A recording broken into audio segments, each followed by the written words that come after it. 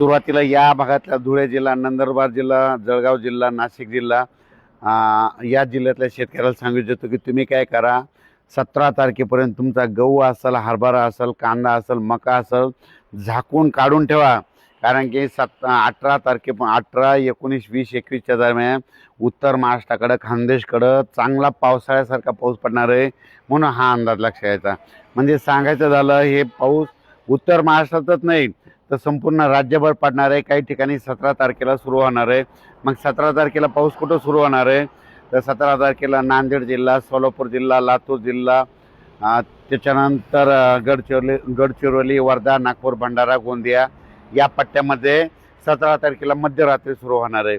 त्याच्यानंतर 17 तारखेला विदर्भ, पूर्व विदर्भ आणि पश्चिम विदर्भ, वर्धा, नागपूर, भंडारा, गोंदिया, चंद्रपूर, यवतमाळ, वाशिम, हिंगोली, अकोला, बुलढाणा, परभणी ह्या पट्ट्यामध्ये काय होईल, 17 तारखेला मध्यरात्रीपर्यंत पाऊस येणार आहे. म्हणून हा अंदाज लक्षात घ्यायचा.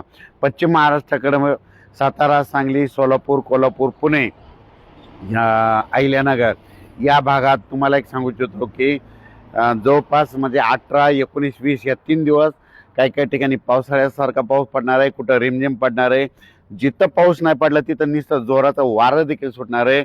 म्हणून हा अंदाज सर्व शेतकऱ्यांना लक्षात घ्यायचा. मराठवाड्यात देखील तशीच परिस्थिती राहणार आहे. मराठवाड्यामध्ये 18, 19, 20, 21 4 दिवस पावसाळ्यासारखा काही ठिकाणी पाऊस पडणार आहे. कुठं रिमझिम पडणार आहे, कुठं नुसतं वारं सुटल. म्हणून हा अंदाज मराठवाड्यातल्या सर्व शेतकऱ्यांना लक्षात घ्यायचा. त्याच्यानंतर हे वातावरण 21 दिवस आहे, पण त्याच्यानंतर परत एकदा पुन्हा पाऊस येणार आहे. मग परत कधी येणार आहे तर परत 24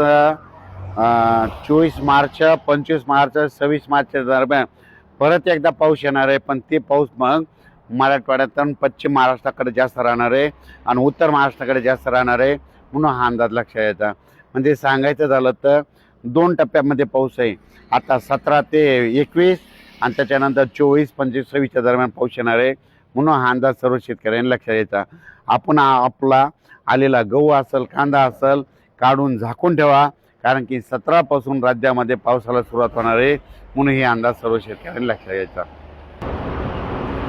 हा पाऊस सांगायचं झालं तर वर्धा जिल्हा, भंडारा जिल्हा, गोंदिया जिल्हा, चंद्रपूर जिल्हा, यवतमाळ जिल्हा, वाशिम जिल्हा, हिंगोली जिल्हा, बुलढाणा जिल्हा, अकोला जिल्हा, अमरावती जिल्हा, त्याच्यानंतर जळगाव जिल्हा, जालना जिल्हा, परभणी जिल्हा, लातूर जिल्हा, बीड जिल्हा, धाराशिव जिल्हा, सोलापूर जिल्हा, सातारा जिल्हा, सांगली, पुणे, अहिल्यानगर, नाशिक, धुळे, नंदुरबार, जळगाव, त्याच्यानंतर म्हणजे सांगायचं झालं तर संपूर्ण महाराष्ट्र